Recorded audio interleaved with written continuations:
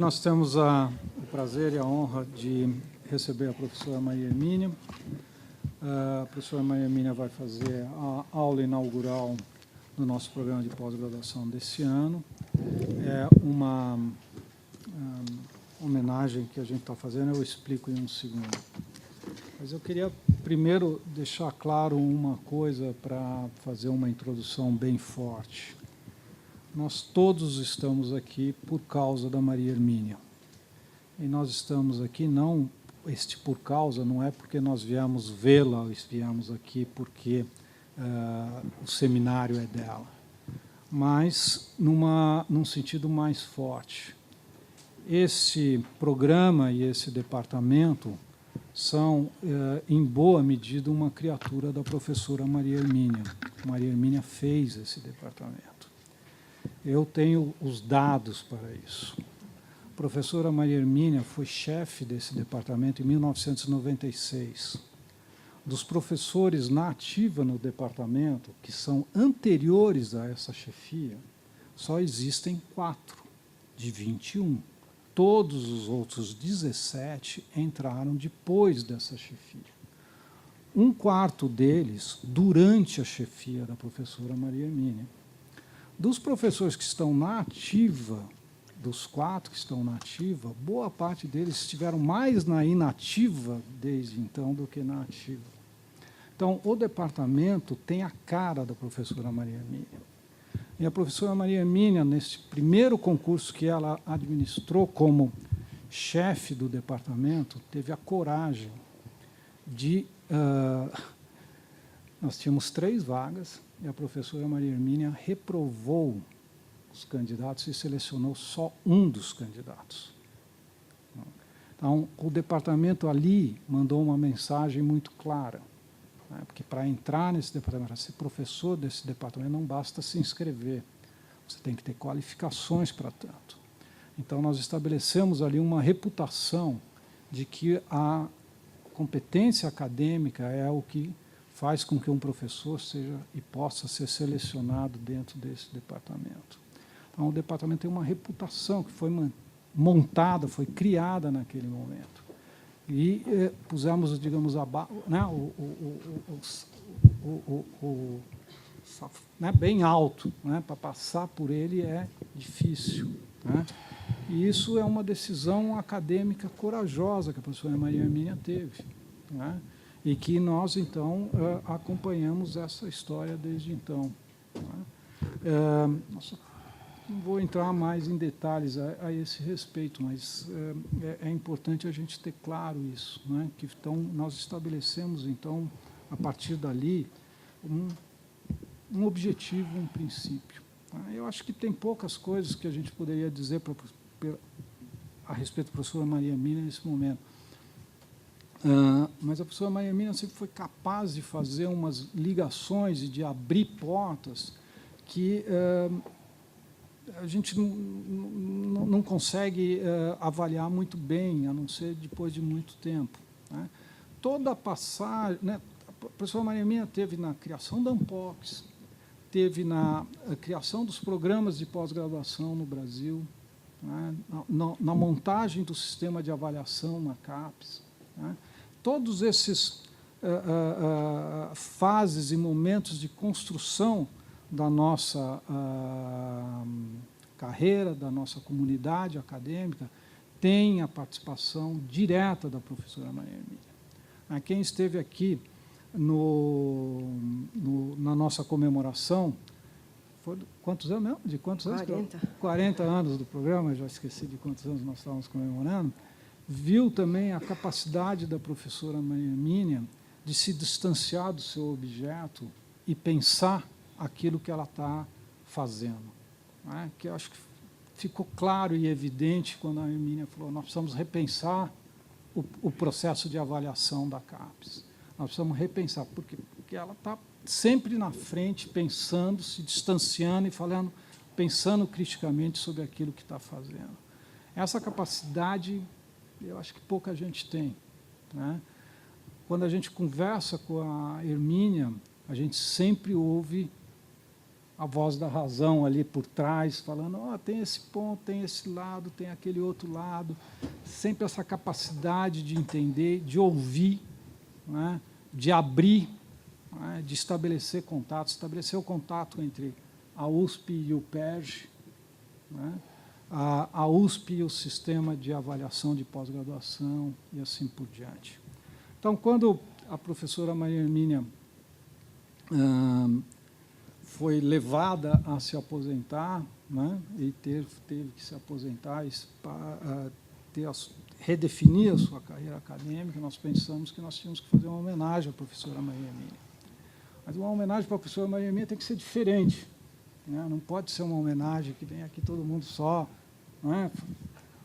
A gente pensou: bom, qual é a melhor homenagem que pode ser para Maria Hermínia? A melhor homenagem para fazer para a Maria Hermínia é pedir para ela trabalhar mais um pouco, né? Pedir para ela falar um pouco para a gente.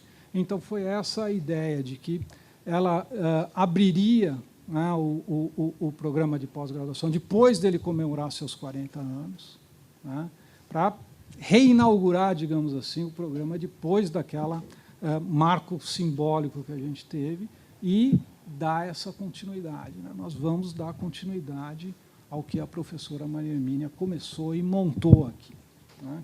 Então, eu acho que eu não vou falar nada da obra e das coisas que ela escreveu, das influências que ela teve na ciência política brasileira.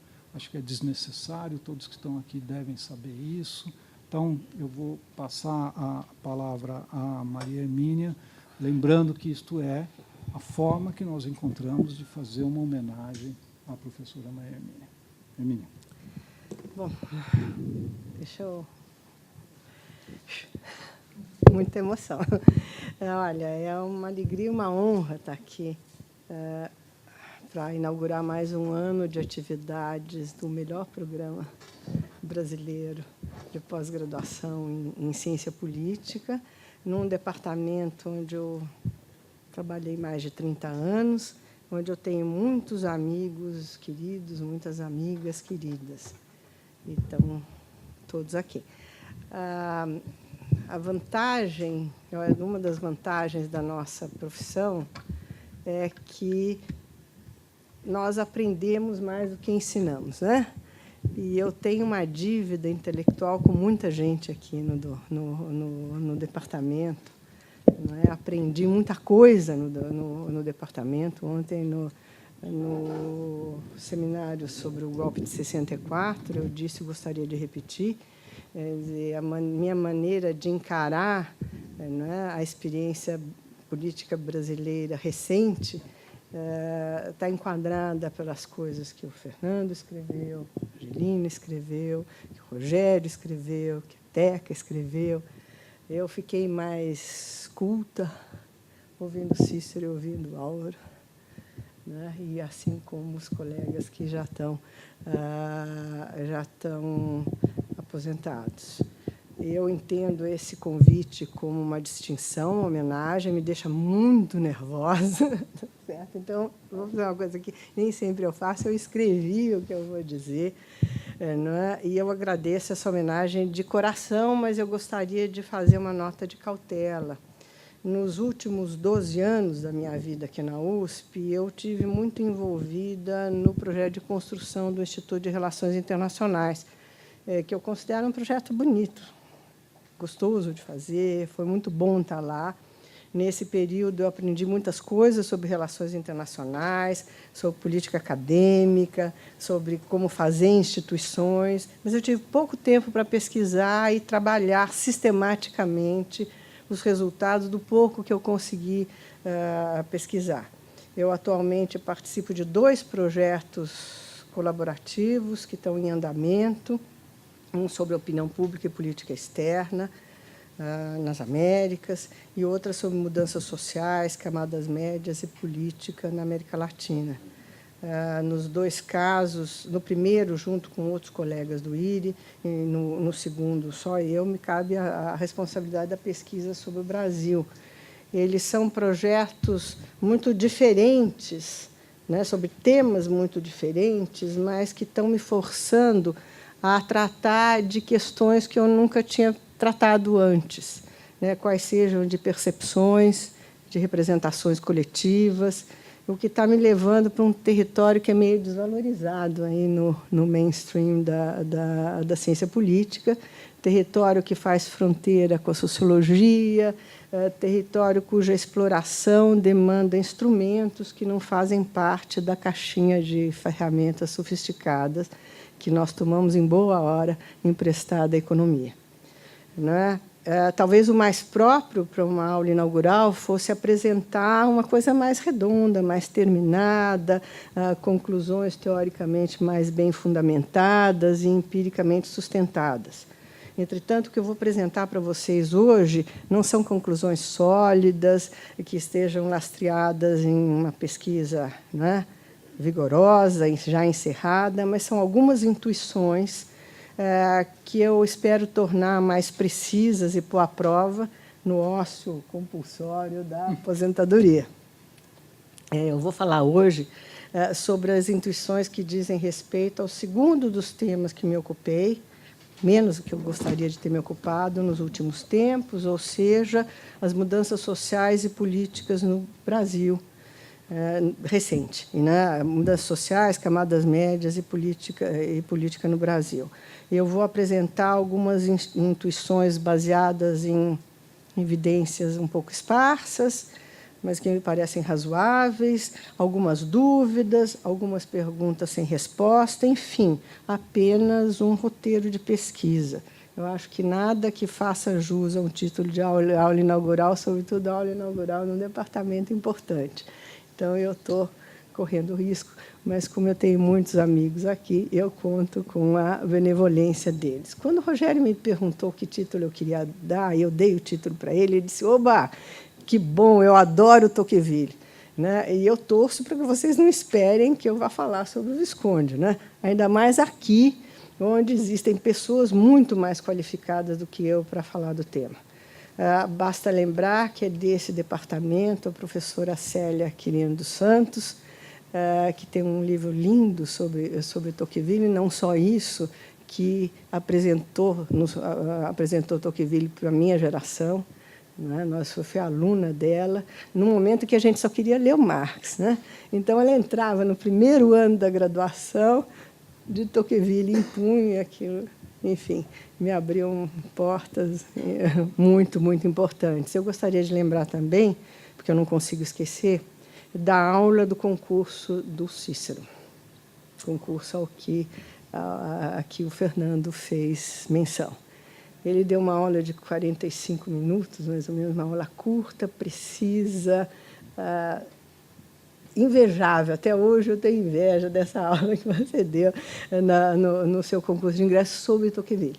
Né? Então, eu não vou falar sobre Tocqueville na frente do Cícero, né? E tendo atrás a memória de todos aqueles que foram alunos da Célia. Eu, de Tocqueville, o que eu queria fazer é emprestar a ideia de que democracia, antes de ser uma forma de governo, é um processo de destruição de vínculos estabelecidos de subordinação hierárquica entre os seres humanos, um processo de equalização crescente de condições em que vivem os humanos e, simultaneamente, um princípio de igualdade que move e dá sentido a esse processo. Né? Ou seja, a ideia de democracia em Tocqueville alude a um princípio de igualdade que, internalizado, move os indivíduos isolados ou em grupo a buscar crescente equalização.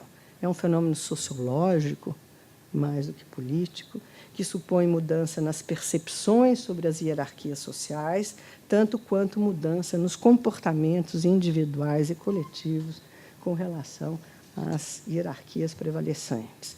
Existe uma cientista social chilena chamada Cátia Araújo, né, para nós, que publicou um artigo interessante na revista Dados, no ano passado, né, que, ao tratar o problema da igualdade, né, ela diz, trata-se aqui de que a igualdade não é mais somente um princípio normativo, que podia estar consagrado na Constituição, por exemplo, à disposição de alguns atores coletivos ou de vanguardas iluminadas, mas ela é uma referência presente, constante, no juízo e na avaliação que indivíduos comuns fazem de suas experiências cotidianas.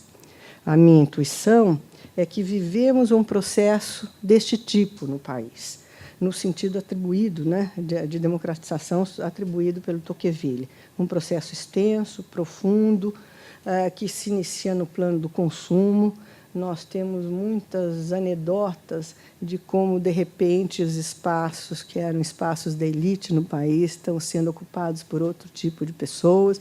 Então, os aeroportos não são mais os aeroportos que nós conhecíamos. As pessoas na USESP batem palma no intervalo entre um movimento e outro. Você vai ao teatro e já não é o teatro, né, pelo menos a plateia do meu tempo. Ou seja, existe um processo de democratização nesse sentido, do acesso ao consumo de bens materiais e culturais.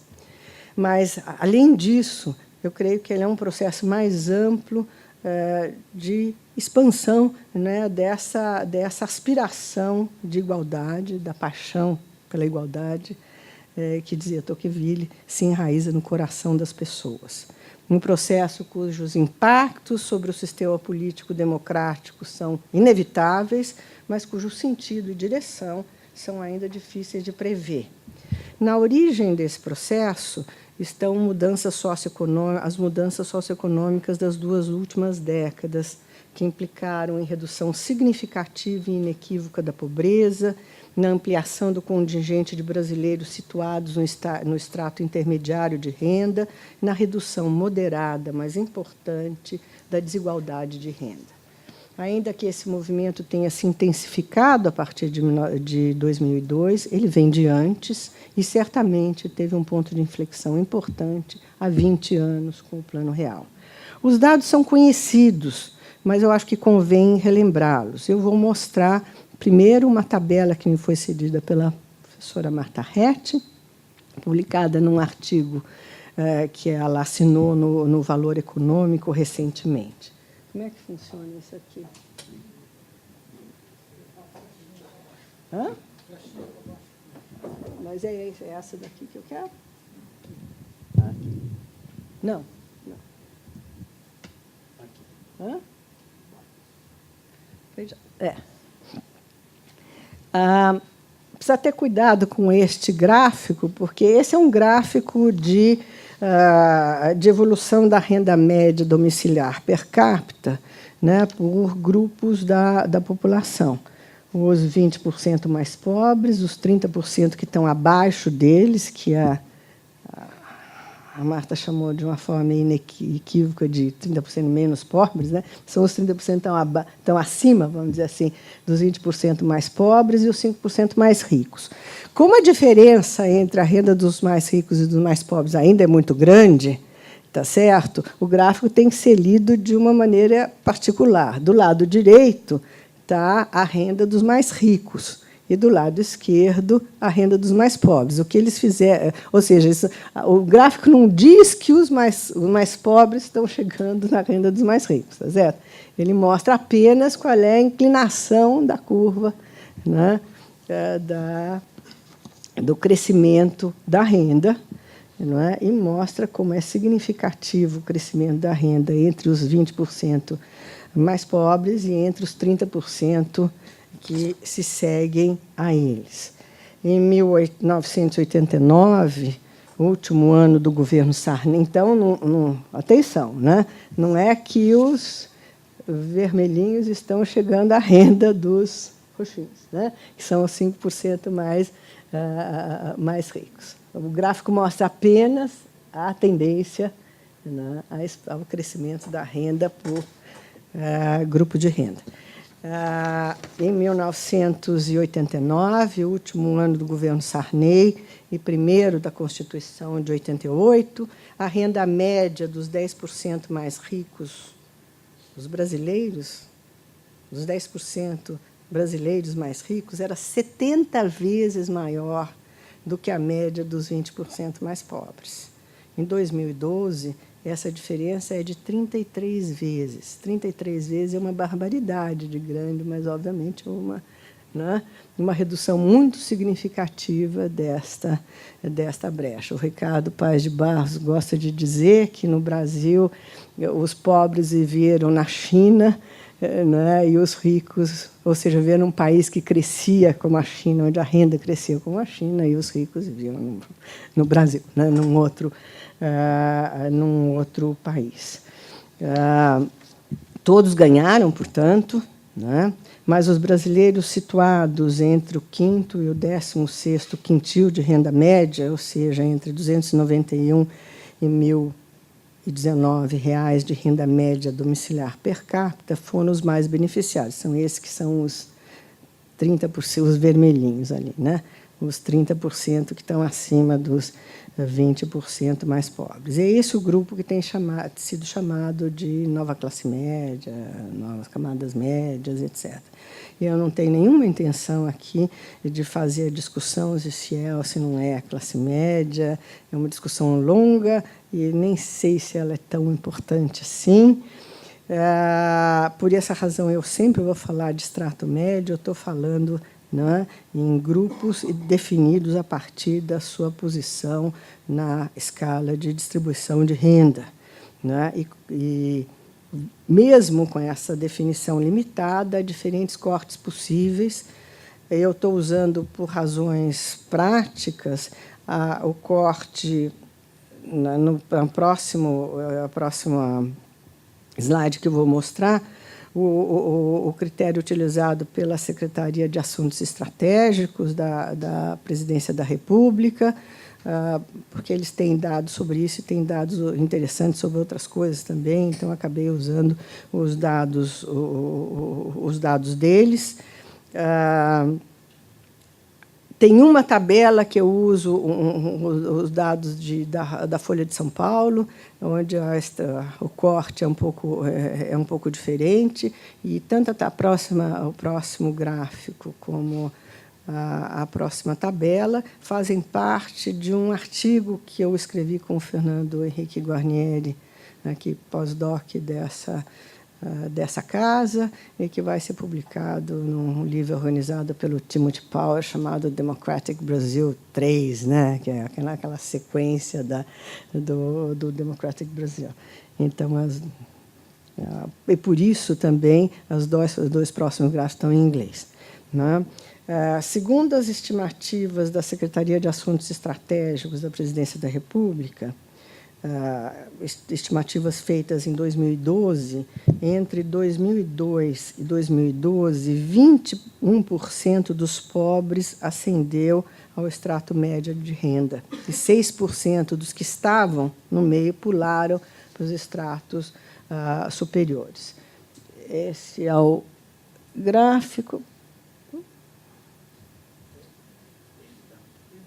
Estou dando beijo, não. Nada acontece. Agora foi.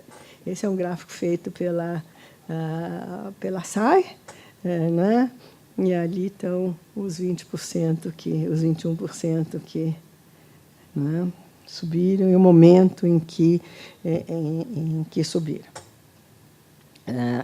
Como eu disse, nós traduzimos o gráfico para o inglês por causa do artigo, e eu não encontrei, ao preparar a aula, a versão em português. Essa mobilidade ascendente de milhões de brasileiros está implicando na formação de um extrato médio bastante diferente daquele que costumávamos chamar de classes médias. Ele difere, sobretudo, em termos de educação e de cor. Mulatos e negros são 51% desse grupo, que é predominantemente urbano, 89% deles é urbano, inserido no mercado formal de trabalho, 56% esse pessoal está no mercado formal e com níveis de escolaridade não muito altos. Apenas 7% dos chefes de família têm diploma universitário, 30% chegaram ao secundário, enquanto 51% têm 4 anos ou menos de escolaridade. Na verdade, quando a gente vai olhar a escolaridade dos mais jovens e não dos chefes de família, essa é maior um pouco e tem aumentado ao longo do tempo. Né? De fato, né, no fundo, a expansão das camadas médias entre 2002 e 2012 resultou fundamentalmente da incorporação de negros e mulatos, que foram 75% dos que ascenderam, de famílias de áreas urbanas, do Nordeste, do Sudeste, e de famílias cujo chefe de família tinha até 4 anos de educação formal. É um movimento notável de mobilidade ascendente. Não é? Obviamente, a renda média do país ainda é baixa, então não há comparação entre entre a situação, a posição, né, dos estratos médios do Brasil e aqueles da Noruega, que ocupam o primeiro lugar no ranking da renda média per capita, né, o mesmo da Espanha, o mesmo da Coreia. Né? A nossa renda média per capita ainda é muito mais baixa do que esses países. E é sempre bom lembrar do que nós estamos falando e de que país nós estamos falando. Mas, de toda maneira, o processo é muito significativo e muito importante. Eu acho que não há como minimizá-lo e deixar de prestar atenção. A demografia, o mercado e o Estado contribuíram para esse vigoroso processo de mobilidade ascendente. Do lado do mercado, taxas modestas, mas positivas de crescimento econômico produziram seja a incorporação por meio da expansão do emprego formal, seja a multiplicação de oportunidades para pequenos empreendedores. O último relatório da SAI está no site deles, é sobre a expansão do setor de micro e pequenas empresas e da importância disso no emprego no país. Do lado do Estado, há muito que registrar. A estabilização da moeda, inaugurada há 20 anos pelo Plano Real e assegurada por diferentes coalizões de governo, um esforço consistente e significativo de reforma e universalização das grandes políticas sociais, educação, saúde, saneamento, que se inicia no começo dos anos 90, não tem nada, portanto, que ver com o período recente, e a significativa expansão dos programas de transferência de renda, especialmente o Bolsa Família, esse sim, né, nos últimos 10, 12 anos. Segundo a SAI, ao contrário da sabedoria convencional, os programas de transferência de renda como o Bolsa Família, embora importantes, explicam apenas 30% da ascensão dos pobres às camadas médias entre 2002 e 2012. O crescimento do emprego e dos salários corresponde, respectivamente, a 10% o crescimento do emprego e o crescimento dos salários a 40%, explicam 40% da melhoria da renda. E, finalmente, a demografia tem um papel importante também. Houve uma significativa redução da taxa de dependência, ou seja, da relação entre crianças e adultos, né, o que explicaria 20% da mobilidade ascendente, segundo a SAI, entre 2002 e 2012. Vocês vão me dizer, fenômenos demográficos, econômicos e políticas públicas estão na raiz das mudanças sociais visíveis a olho nu. Isso é verdade, ninguém discute, muita gente já escreveu sobre isso. Mas será que eles serão condição suficiente para explicar a aspiração de igualdade que eu estou supondo, não é, que existe, ou pelo menos que está se expandindo no país? Portanto, a tarefa para o futuro é dupla. Né? Em primeiro lugar, é preciso demonstrar que essa aspiração por igualdade existe. Né? E aqui, por enquanto, é apenas uma intuição. Em segundo lugar, é preciso explicar a sua origem. Que evidências nós temos que as demandas por igualdade tornaram-se crescentemente importantes e o que nos permitiria evocar Tocqueville sem fazer propaganda enganosa para trazer os estudantes de ciência política para esse seminário. Não é? Eu penso que, eu vou voltar a falar isso depois, que não é uma hipótese absurda afirmar que o princípio da igualdade constitui um núcleo das demandas individuais e coletivas que se multiplicam no país recentemente contra discriminações baseadas em gênero, baseadas em cor de pele, baseadas em etnia, que tiveram uma expansão bastante considerável aí, né, e que são movidas por essa ideia, tá certo, mais geral da igualdade. Da mesma forma, esse princípio, né, essa aspiração de igualdade, parece estar contido nos movimentos coletivos recentes, que, além de expressar mal-estar difuso com o que está aí, reivindicaram pela primeira vez, e eu acho que isso é importante, não só acesso a serviços, mas qualidade semelhante àquela de que já desfrutam os grupos de renda alta na forma de privilégios. Né? Todos sabemos, né, a diferença na qualidade dos serviços ao qual nós temos acesso e ao qual uma parte significativa da população também tem. Naturalmente, a existência desse sentimento é uma questão empírica a ser verificada empiricamente. Persegui-la sistematicamente é algo ao qual eu gostaria de me dedicar nos próximos tempos. Supondo, entretanto, que essa aspiração exista, que a paixão pela igualdade exista, não creio que sua origem possa ser consequência automática e inevitável das mudanças socioeconômicas responsáveis pela ampliação dos estratos médios da sociedade. Que relação existe, efetivamente, entre a mobilidade social e a aspiração por igualdade?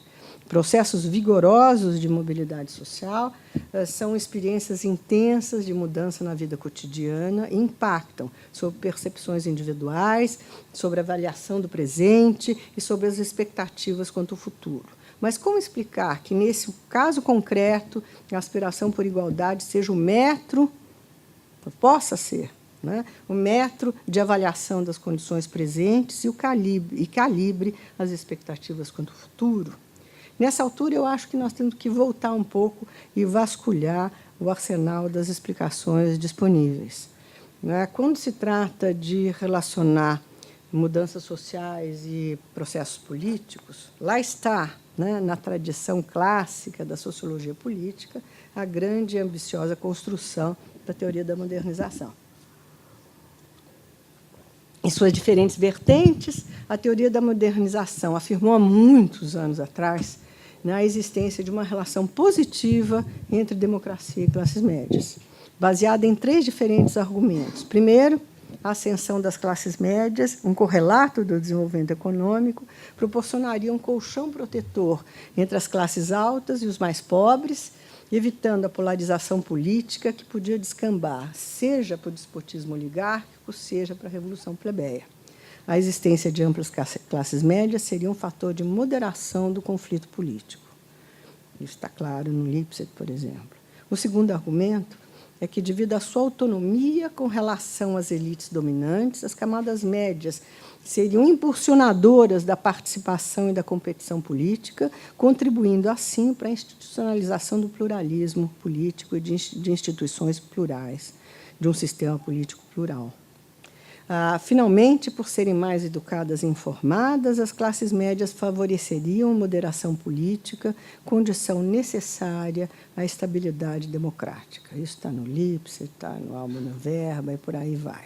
Em resumo, haveria uma relação forte entre classes médias e cultura política democrática, lastreada em valores, atitudes, comportamentos favoráveis ao pluralismo, à competição e à moderação.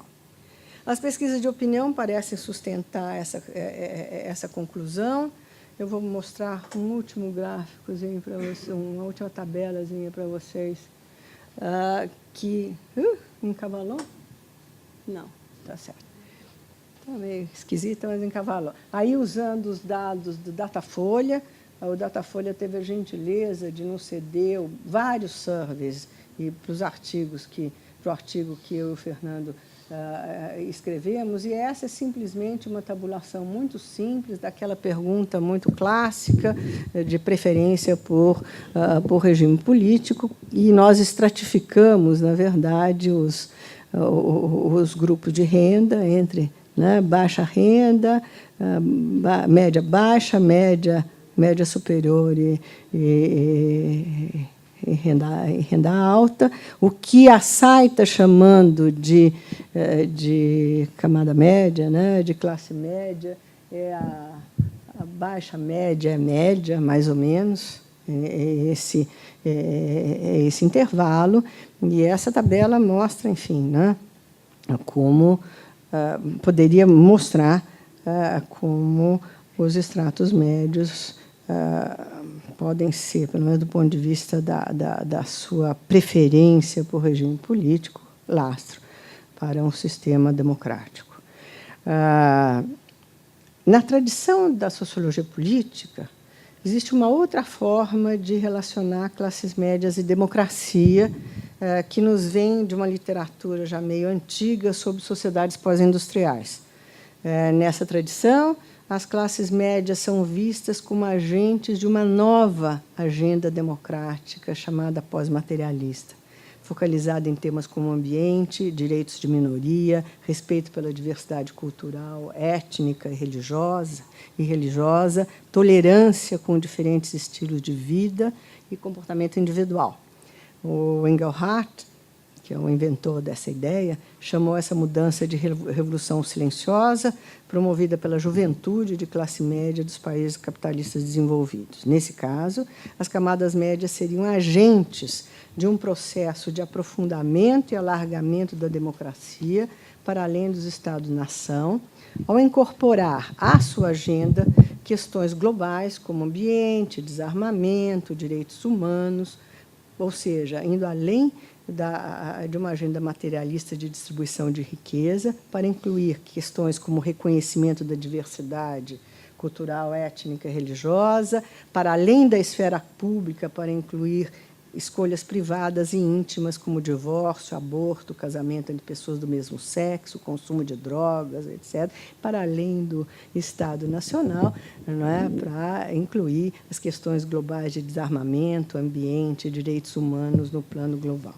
Essas explicações de natureza estrutural parecem poderosas, são poderosas, num certo sentido, mas não são suficientes. De um lado, eu acho que elas subestimam a heterogeneidade das camadas médias em termos de comportamentos, crenças e atitudes. Mas, mais importante do que isso, eu acho que os valores e atitudes, bem como a identidade política, são contingentes. Eles dependem do contexto específico que cerca a expansão das camadas médias e, especialmente, dos agentes políticos empenhados em mobilizá-las. Então, essa explicação, não é, que atribui características constantes, né, características de atitude, de comportamento, de valores constantes a determinados segmentos estratos de renda, determinados segmentos sociais, me parece absolutamente incapaz, né, de dar conta, seja da diversidade, seja das diferentes maneiras como esses grupos podem se constituir como atores e se constituir uma agenda a partir do contexto em que emergem e das forças que os mobilizam. Eu acho que, como afirmaram os críticos das explicações de natureza estrutural, que eram muito populares no momento em que eu fiz a minha formação aqui nessa escola, né, há mais de 30 anos, né, esses críticos vêm dizendo que havia que buscar, para além do peso das estruturas, no comportamento dos indivíduos e na lógica que presidia as suas decisões e suas escolhas, os microfundamentos da ação.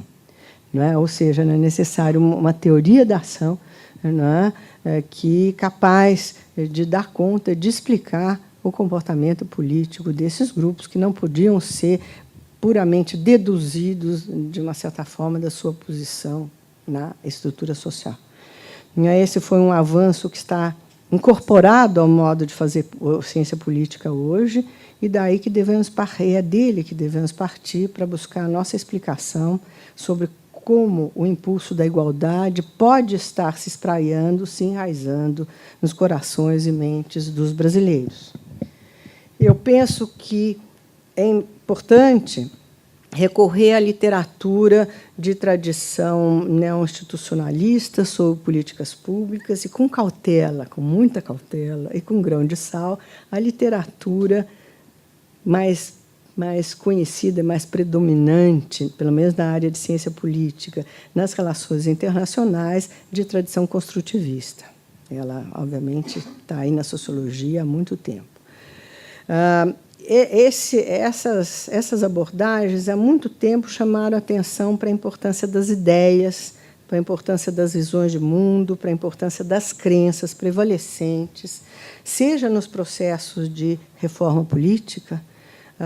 Eu lembro o livro clássico do Peter Hall, que chama O Poder Político das Ideias Econômicas, né? Que é um livro sobre a expansão do keynesianismo e das políticas de tipo keynesiano no mundo.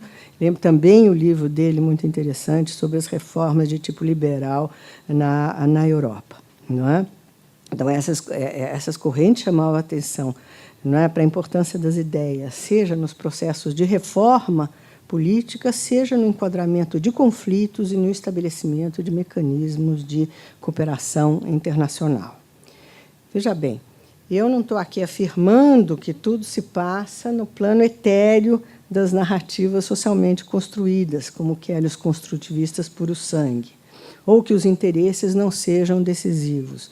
Uma vez apresentando um trabalho que eu fiz sobre privatização, onde eu enfatizava a importância da mudança de percepção sobre o papel do Estado, na maneira como as políticas sobre privatização passam a ser mais aceitas no Brasil, o Felipe Schmitt disse, com a sua tradicional franqueza, ele disse: é uma bobajada, isso é uma bobagem, né? Ideias são um nome elegante de interesses.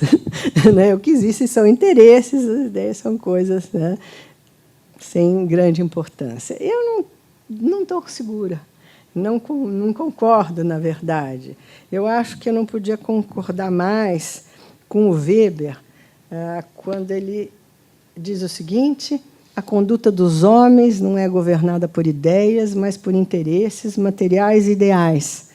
Contudo, com muita frequência, as imagens do mundo que foram criadas pelas ideias determinaram, tal como o manobrista da ferrovia, os trilhos pelos quais a ação foi empurrada pela dinâmica dos interesses.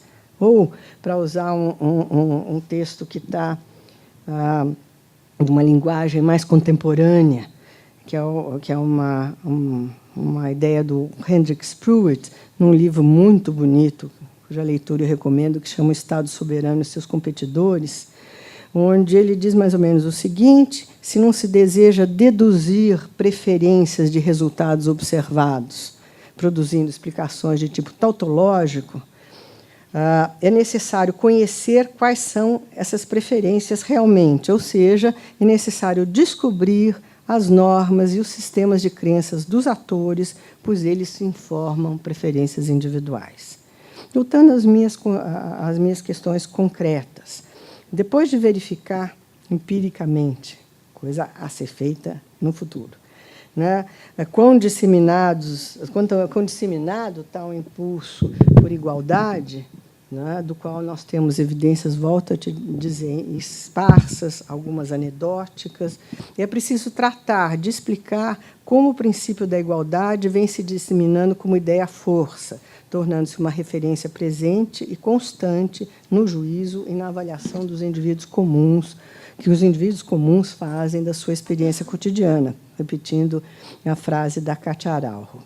Minha intuição é que, nesses últimos quase 30 anos de democracia, a ideia de cidadania, ou seja, de igualdade de direitos, foi central na construção do arcabouço constitucional brasileiro e nas reformas institucionais que se seguiram à promulgação da Constituição, e especialmente, mas não só, na reforma do sistema de proteção social. Não foi por acaso que Ulisses Guimarães chamou a Constituição de Constituição Cidadã, não é? E na qual, a meu juízo, a ideia de direitos universais de amplo espectro é a viga mestra, né, da Carta de 1988. A seguir, teve início um longo processo de reforma do sistema de proteção social. Nós que o estudamos, eu, num certo momento, a Marta, a Rete, com muito mais consistência posterior, a gente olhava aquilo, parecia que não andava para lugar nenhum, não ia, voltava, etc. Tá certo? Mas, olhando agora, não é, com o benefício da distância, é possível ver que essa reforma caminhou em duas direções convergentes. A primeira foi rumo à universalização do acesso, a universalização da saúde, da educação, da previdência e do saneamento básico. Então, essa foi a primeira direção, não é, que está contida na Carta de 88. A segunda foi na busca de eliminar aqueles mecanismos que contribuíam para reproduzir desigualdades no tipo de benefício assegurado e no acesso a eles, tratando de reduzir, quando não de eliminar, mecanismos clientelísticos e de acesso privilegiado.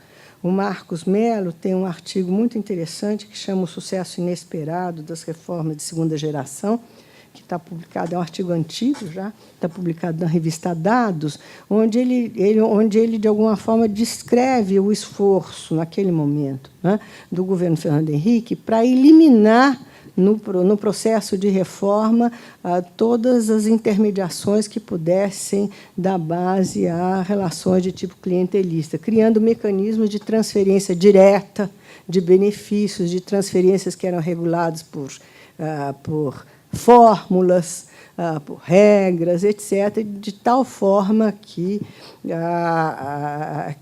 a política social não fosse, como havia sido no período anterior, um instrumento importante de construção de laços de clientela.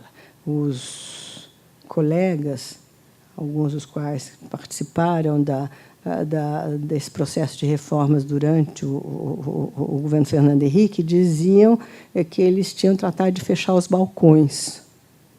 E diziam também que o único balcão que tinha sobrado era das universidades federais, né, que daí eles não tinham conseguido fazer algum mecanismo de transferência, né, direta, por fórmula, etc., como é no caso das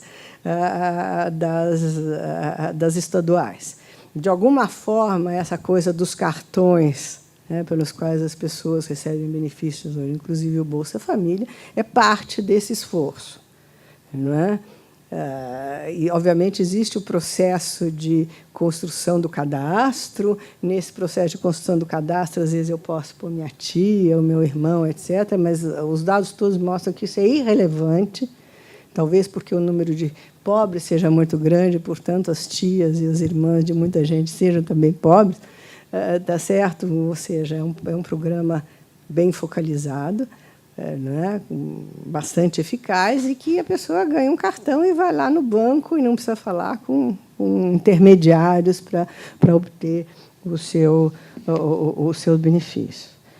O Samuel Pessoa, num artigo brilhante que eu e o Fernando gostamos, e então a gente cita toda vez que pode, e que está numa coletânea organizada pelo Simon Schwartzman, cujo nome eu esqueci, você lembra?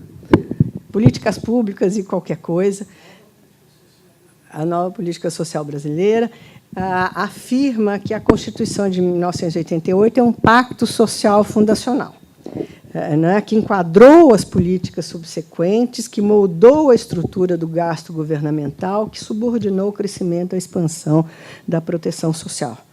E eu acho que ele tem razão, mas eu acrescentaria que a ideia de igualdade cidadã constitui o núcleo desse pacto, não é? Do qual participam os dois principais partidos políticos que vêm se alternando no governo federal.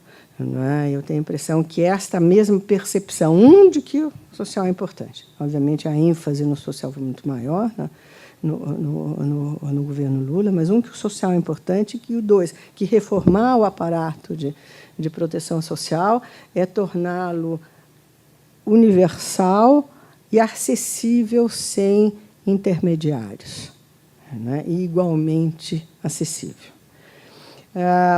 O que eu estou dizendo aqui é que talvez, né, seja possível pensar que as ideias de igualdade plasmaram-se em instituições e em políticas públicas e, ao fazê-lo, criaram uma expectativa de igualdade de direitos e uma referência a partir da qual indivíduos e grupos mais ou menos organizados no Estado ou na sociedade avaliam a distribuição desigual de oportunidades, benefícios e serviços e buscam mudança na vida real. Tudo isso ainda é muito especulativo, né? Há um longo e nebuloso caminho a percorrer para dar lastro empírico a intuições que não chegam a ser nem hipóteses. Mas eu acho que avançar nessa direção implica ter que usar instrumentos variados de pesquisa, alguns dos quais com limitações conhecidas, como são as pesquisas de tipo survey, e outros que têm sido pouco utilizados na pesquisa acadêmica, em ciência política no país. Ontem, eu e o Fernando participamos de um seminário sobre a democracia hoje, no grande seminário que o SEBRAP organizou sobre os 50 anos do golpe de 1964. E o Fernando fez uma exposição muito interessante, o professor Fernando Limonge, aqui presente, que vai estar escrita, porque nós vamos ser obrigados a escrever aquela coisa que nós dissemos ontem, né? Senão nós vamos apanhar das organizadoras do encontro, onde a conclusão final de uma exposição muito bem articulada, que comparava a democracia de 1964 e a democracia do período recente, e ele chegava à conclusão e dizia: olha, são dois arranjos institucionais diferentes e os dois funcionavam bem. Né? Se eu entendi, era esse o seu argumento. Se isso é verdade, seja para explicar os processos presentes, seja para explicar o passado, porque no passado tudo funcionava bem, o avião estava muito bem, mas ele caiu, né? E se espatifou no chão. Muito provavelmente a explicação não está nos arranjos institucionais. Está em outro tipo de coisas, quais sejam as preferências das lideranças, as estratégias das lideranças, as decisões, mas não está no arranjo institucional. Né? O que significa que talvez seja o momento, né, na ciência política brasileira, de ampliar um pouco a agenda de pesquisa, que está bastante centrada em temas institucionais. Eu quero ser muito prudente ao dizer isso, porque eu acho que houve um avanço muito significativo do que nós sabemos sobre o país, não é?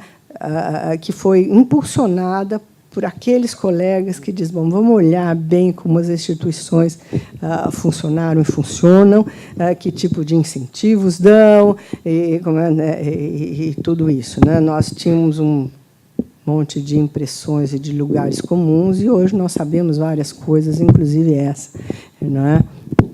Que a democracia pode funcionar com arranjos institucionais.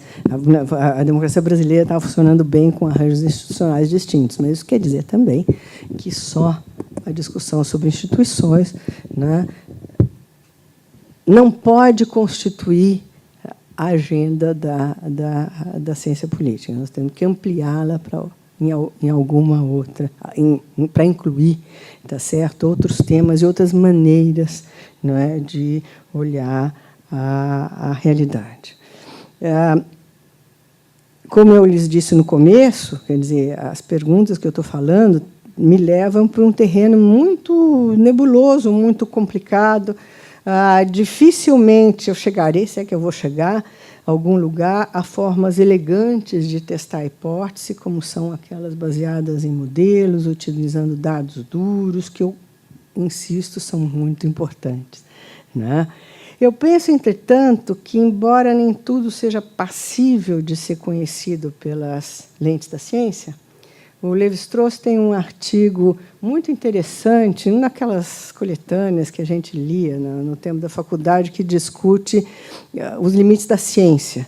Ele diz, olha, tem que ser prudente e modesto. Não é tudo que a ciência pode conhecer, com os seus métodos. E há outros métodos de conhecimento da realidade que não são ciência. A arte é um deles, né? Claramente.